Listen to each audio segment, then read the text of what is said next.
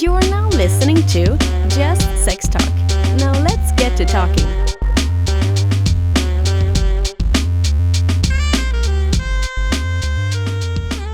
So Yeah. I guess tell us about your tattoo studio, or Tell me everything. how long you been tattooing. I started tattooing in 1970. Apparently, there's a desk there. When So I was you 10. only been doing tattoos a few years when you tattooed a taint. Right. How many taints have you tattooed since that came up earlier? I would not think this was a commonplace, but around No, I that probably table. tattooed maybe 4 or 5. Okay. Yeah. Do you wanna Men's do, or women's? You're like, Do you want to not do number again. 5 or Depends. number 6? If somebody's getting a bodysuit, of course, they get everything tattooed, you know. So How many bodysuits have you done? quite a few. Really? Yeah. Like you did the whole thing, or you were Now, you part do it of in the? sittings over. Well, yeah, I get that. over No one's gonna do years. it all, but like, if not the bodysuit thing, have you ever done like an entire person yourself, or Yeah. were you just like, hey, I got the right arm, you got the left? I mean, No.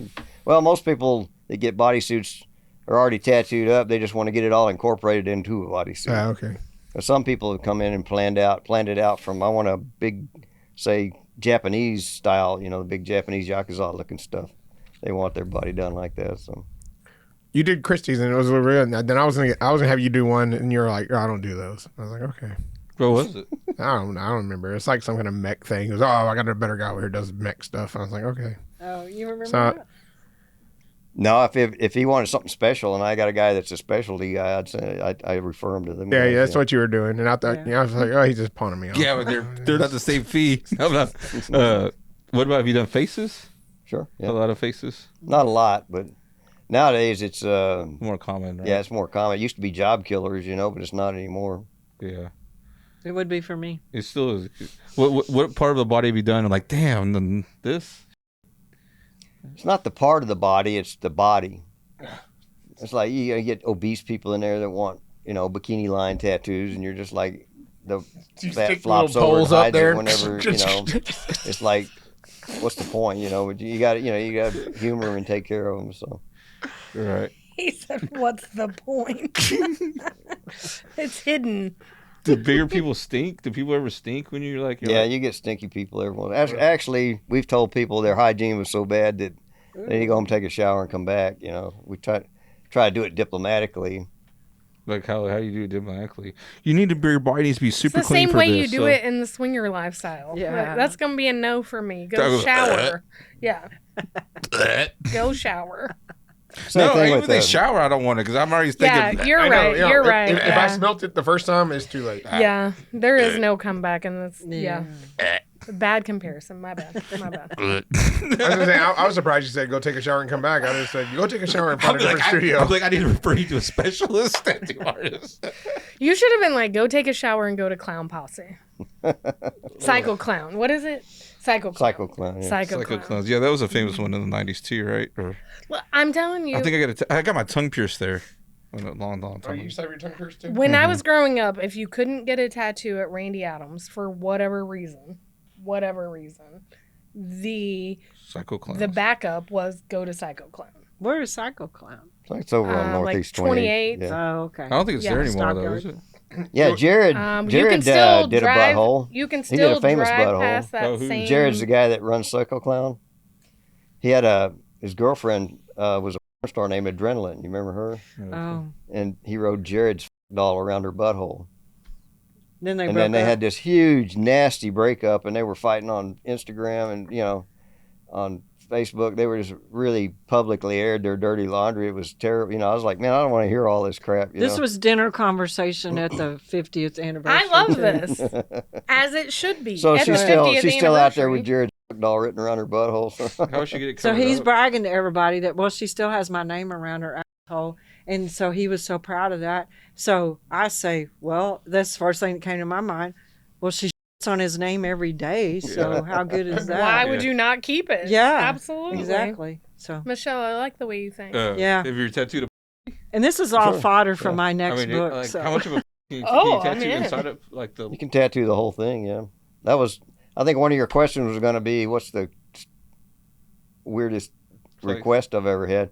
I had a girl come in, wanted a smiley face put on her clit because her old man was getting out of the Ew. joint and she wanted to surprise him with it. How big was her? She had a Zilla. Oh Jesus! Wow. Christ. Yeah. That's a. And I told her, I told her, I said, this is really going to hurt. I doubt if you'll be able to do it, you know. She goes, no, I'm into pain. She goes, and she laid there and did the whole thing. And she goes, I might even come, you know. Did she And come? no, she didn't come, but she got really excited. Randy, do better. Do better. You could have put a thumb in there to hold her in place. Yeah. She's like, can you make the Thumb- needle go Bowling ball faster? hole. Thumb in. Do better. Set the motor on it. Let it. But then she brought him in after he got out of the joint. When she was wiggling, He she would stick her have thumb in his ass. tattooed smiley face on his kid. She brought him into the shop because he had something he got in the joint he wanted covered up. But she brought him in Shocker. and introduced him to me, but he was all insecure and jealous because I'd tattooed her. And she had to Lord. make it, you know, she said, come on, we're going. Because he was getting all, you know, pissy with me. But he still needed that Henry doll covered up. Randy, you could have reassured him and been like, she didn't get off. Well, I mean, you could have just said that. She didn't He get didn't want to hear off. none of that, you know. He was just like, Why'd he even go then? that's what I, See, it's those never kind of saw it I again, guys. so I cannot don't know how that believe that turned he out. was trying to cover up a prison tat job. Like, those are But it's quality. those kind of guys that get High jealous quality. about like that. Tats that you get in prison. Why Yeah. would he want to cover that? Like, Yeah. Oh, yeah. did it say like Jim Bob's bitch? Well, and he was trying to get that we covered? never got that far. There's She probably a just, squat she just said stuff. she was bringing him in. I said, that's fine, you know. And as soon as he met me, he just clammed right up, and he didn't even want to. He's like, I know he bit you over a desk somewhere. She put a smiley face on her. Imagine your hands He up in wanted his you paint. to cover up the smiley face on his ass. Oh. So what's the coolest people you tattooed on? I've tattooed a lot of cool people in the last 56 years. Very cool people. Am I one of them? No. Um, Your wife is, but you're Dying not. from Pantera was probably one of the coolest people you'll ever want to meet. Yeah. Yeah. Wait a minute, are we talking cool or famous? Both. Cool. Yeah. Oh yeah, but you have done a lot of cool people. He's cool So and let's famous, yeah. He was a lot let's- cooler than his brother. What's the most famous person you've tattooed? Oh, I've tattooed, jeez. I don't care if he was an asshole. Just famous. Like he just listed He had a studio in Dimebag. California He for- Yeah, listed when we had our shop in Dimebag, Hollywood, we tattooed a lot of celebrities. Like Boys to Men came in, and I tattooed them and their giant bodyguard. You ever see the pictures of his bodyguard, that big black guy? I Like I 6'8", 300 pounds, big Yeah. buff dude. Any rock stars? Oh yeah, we tattooed Poison, Motley Crue, Right on. Pantera. He was on the set of Roseanne and met Melissa Gilbert when she was 14. Before she was gay. Yeah. But he said she was really sweet. She was a cool kid. She was my crush. Gay- That was the gay first people girl that I was can attracted be to, like sweet. like Yeah. on It's a- TV. yeah. I was like, oh, that Gays girl's are good looking. sweet. And But then, he was there on the set of Mine Roseanne. was Christina Applegate, I think, from No, on Married with Children. he was on the set with Gil Monty, who Gil Monty did a cameo appearance in Roseanne when Dan had the bike shop. I don't know, y'all aren't probably old enough to remember this, but I totally am. Okay. I'm with you right now. so he was there with Gil. I got to meet Gil a couple of weeks ago in Houston, Gil was my partner in Yeah. Hollywood, that shop in Hollywood. Yeah. and his wife Gemma. They're such cool people. I really liked meeting. But he tattooed Tom and Roseanne, and when they had their 100th episode party, they rented the Roxbury, which is a big Right. club there in Hollywood, and they hired us to come down and just do party favor tattoos for the whole night, and we just hand them a bill at the end of the night. we used to do that. Why don't we do that anymore? It was just for their cast and crew and families and friends and stuff.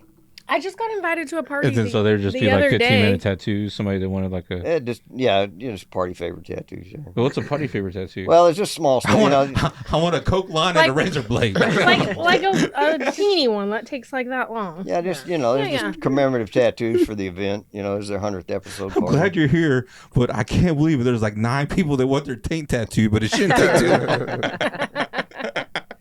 Can you do smiley faces? We really should bring back the tattoo party thing though. But I did just get invited to one the other day. When I first found Chris, he would do parties here, and he would have tattoo people here sometimes. Yeah, Well, why and Chino aren't was you here. Yeah, Gina? Chino's. Yeah. Did Chino? Oh yeah, you did Chino's face. Yeah. Give her the faces. So what's some awards you gotten or stuff like that? Or you want her to tell it? No, I've got a trunk full of awards that I've won over the years You from keep 'em in your tattoo trunk? conventions for. You keep them in your trunk? Yeah, I got a trunk that everything's stored in. And I they used did to keep them on the walls in my office, but I'm retired now. And they so. did give away the award for the best Texas tattoo at this last 50th anniversary with his picture on it. He didn't. He wasn't even aware. I love it. No, but he wasn't aware that of it. Michelle is cheerleading you so much on this because I think it's amazing. Well, and That's a great award. when they were giving away the award, the speakers were so loud in that auditorium area, and Matt Vancouver, who took over the business from him when he retired, was doing a tattoo on me, and they were asking Randy Adams, come give away this award, but we had tuned out all of that loud speaker work, and he didn't even hear it. So I was really sad that he didn't get to go present the award in his name, but. I love it that guess- you guys are not only lifestyle swingers, right, in life, but also with your tattoos. You let Yeah. other people do tattoo work. And on when her. he's tattooing, he tells people about my I went book. to high school with the Matt though. You went to high school with Matt? Yeah. Really? But when he's tattooing, he tells people about, oh yeah, my girlfriend writes books and it's mysteries and suspense and stuff like that. And he has a stockpile of my cards there, and so he gives them to him. And so If you buy one, I he's give you a selling my discount. books. As soon as it's gonna be tattoo on one side and books on the other. Yeah. With every one of the books, there's a coupon for Randy Adams in the back of the book. Okay, so ever since I met Randy earlier, I've been thinking, what is the tattoo that I need Yeah. for Randy to do on? Is it gonna be your taint?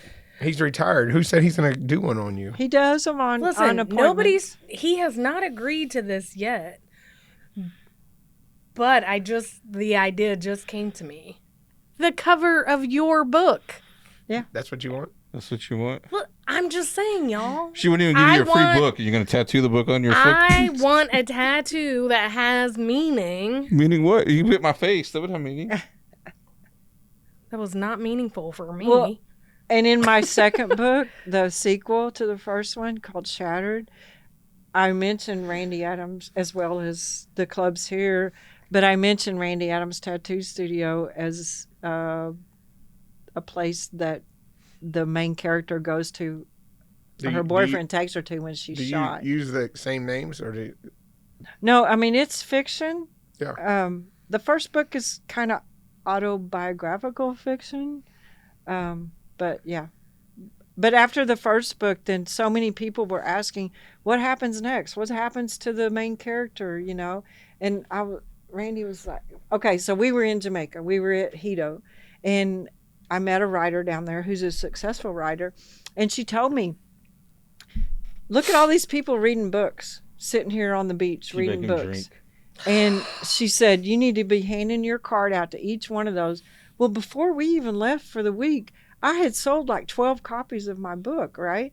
And then I start getting all these emails. Okay, what's the next book? What happens next? What happens to Megan after this, you know? And he told me, you need to write a sequel. So that's why I wrote Shattered. And the characters in Shattered they wrote themselves, like you were saying a while ago, the characters carry the story. They actually do, because I didn't want to have to kill them. But So what are they about? I didn't want to have to kill. So what's the first, spoiler alert. What's the first book about? the first book is about a woman who has been abandoned by her fugitive husband, and she's rebuilt her life and become a crime scene investigator, a forensic scientist, and It's all based on her life, basically. Yeah. And so she figures out how to seek revenge, and she does. And So you took all the knowledge you know on how Yeah. to get rid of a body, and and my ex, he finally read it after 19 years of him leaving me, Oh Lord. which that's another long story, but was that the one that was? no, Part of no, the- no, No, it was this was the prior. one husband before that. He was a fugitive from the FBI. For 19 years, and I found him. And you worked for the police department? I was working at the medical examiner's office in Tarrant County. And then you found him, and then you hooked up with him. I found him on Ancestry.com. And then you hooked up with him, knowing he was a fugitive. No, I wrote his wife because I found him through a marriage license that they had gotten in Las Vegas. And I wrote his wife, and I said, I don't know if you're still together, but he abandoned me and his 5 children, which were not all with me. But, you know, I'm just wondering if you know where he is. Because I like him to at least pick up 2 of these kids. No, he left like 4 exes and 5 children, and you know. But anyway, so he found the book Shambles, and I was out on a crime scene. It was a really gruesome crime scene. You're like a real life Dexter. So yeah. And so right in the middle of working this crime scene, I get this text from him, and he says, "Please tell me what happened on page 201 didn't really happen." And I was like, "F you bastard," you know, because it's like a real intense thing. And where she found out she was pregnant, she had an abortion after he left, and he was a fugitive and all, you know. And by now this guy, my ex, had become a Baptist minister. That way he didn't have to pay taxes or report anything, right? And so I just texted him back, and I'm like, yeah, right, whatever you think, you know. And then I'm surprised you responded. I did for years. Does the FBI find him finally? Statute No. of limitations had run out by the time they found him. You know? And being a wow. Baptist minister, he went down to Like, I'm telling God, don't test me. well, karma has proven me right. But anyway, he went down to New Orleans after Katrina, because being a Baptist minister, he's, you know, all good, and he's going to help them rebuild and everything. Absolutely. Well, he had a fucking heart attack down there. And when he went in the hospital, they had to find out his true identity through, you know, to get Social Security and Medicare and all that to pay for everything. And by then all the corrupt things that he had done were coming to surface, and they said, well, you're so sick, we'll just forget all this. But right after he left, I mean, I had FBI, I had, you know, the IRS after me, like for $75,000 worth of taxes he didn't pay. And I mean, my was right. Mm-hmm. And like 2 of his kids and shit. I don't know what happened to your daddy. Yeah, and so I was going to college. He went to get milk. So this is how the book came about. So I was going to college, and I was in a psychology class. You know, all those requirements that you have to take. He's probably with your friend Lamont's dad. They probably went to get milk together. And so then my psychology professor, she's like, asked me all about this, and I told her what had happened and that he had abandoned me and, you know, left me all this debt. And she said, well, what would you do if he came back? And so I just kind of explained this story to her, and she said, you need to write a book. So I started writing a book, and that's what Shambles became. So then Shattered is what? Shattered is the sequel to Shambles. Because they're what? That's where the swinger club came in. Yeah. Well, actually, in Shambles, there's some of that too, because she meets a couple that's in the lifestyle, and you know, discovers that, hey, this is kind of fun. Is there a paragraph you might want to read? That's kind of. Oh well, I can read one from Shattered, which I described here. I changed the names of the clubs here because, you know, I didn't want to give too much information here. Buried behind a warehouse district in the peninsula-shaped segment of Fort Worth's easternmost city limits, the taboo clubs rested comfortably below the Bible Thumper's radar. Years before, T-Bay, that's one of the main characters, T-Bay's narcotics interdiction team had surveilled the strip club, which ended with the arrest of 2 dancers for selling methamphetamine and ecstasy tablets. Reluctantly, their supplier refused a plea deal, taking it to the next level. He took the 88-year prison sentence. The whole issue died down, and T-Bay was resigned to his home department. So the description of the clubs is: T-Bay turned onto a narrow gravel road just south of Trinity Boulevard, situated between a 7-foot brick wall and 2 brightly lit stacked billboards. 2 spotlights beneath the wall cast shadows from the offset bricks, creepily spelling out brown masonry. In contrast, the billboards on the opposite side of the road were colorful and seductive. A tiger amongst large green leaves on one invited patrons to walk on the wild side at the Jungle Room. Busty female silhouettes on the sign below enticed others to Secrets, a private club where couples come to meet. His Ford F-350 barely noticed the potholes. White caliche dust billowed, adhering to the sleek black finish of the powdered sugar, like the powdered sugar on a chocolate donut. Oh. So that's like coming up the gravel drive here, Yeah. you know, Oh. and it being a swingers club.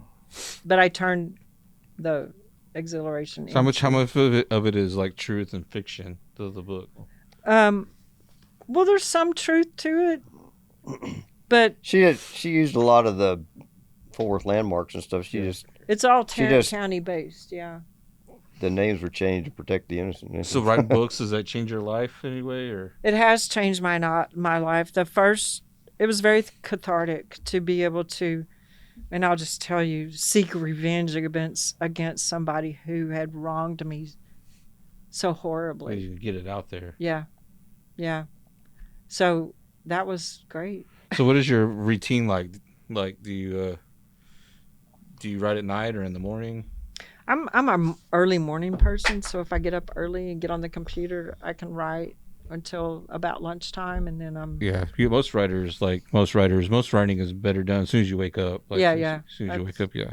and then I'll get bright ideas in the shower, and it's like, oh, fuck, I don't have any place to write it. Yeah. No. So yeah, when I was mainly doing comedy a lot, and I would wake up, then as soon as I would wake up in the middle of the night or whatever, and I'd write, Yeah. and then I literally turned one of our bathrooms into my office for Oh, like wow. 10 years.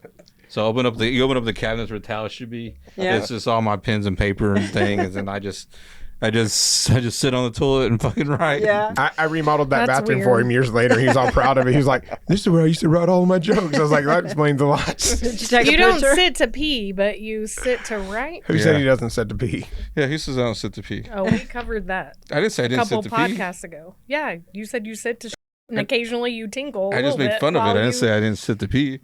And why shouldn't guys sit to pee? I don't understand that. Listen, you got to watch that podcast because that was the point.